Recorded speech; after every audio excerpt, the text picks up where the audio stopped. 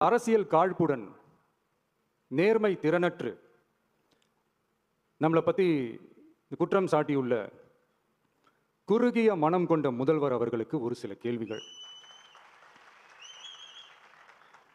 உச்சநீதிமன்றத்தில், அதாவது 13/10/2025 அன்னைக்கு உச்சநீதிமன்றத்தில் நடந்த அந்த விவாதங்களை வைத்தும் அந்தந்த உத்தரவுகளை வைத்தும் இந்த கேள்விகள்.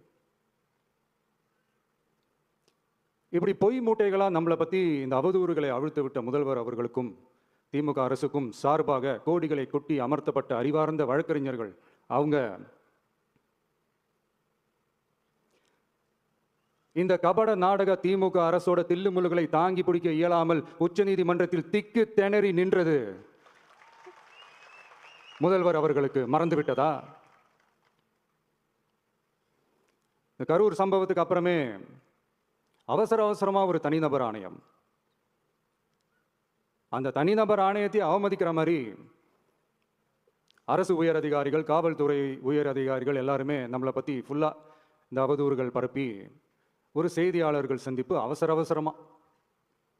இதெல்லாம் ஏன் நடக்குது, எதுக்காக நடக்குது அப்படின்னு ஒட்டுமொத்த தமிழக மக்களும் கேள்வி கேட்க ஆரம்பிச்சாங்க. இதுவும் தமிழக முதல்வர் மறந்துட்டாரா? அதுக்கப்புறம் அந்த தனிநபர் ஆணையத்தை தலையிலேயே கொட்டி வீட்டுக்கு அனுப்பிச்சிட்டாங்க. அது வேறு விஷயம்.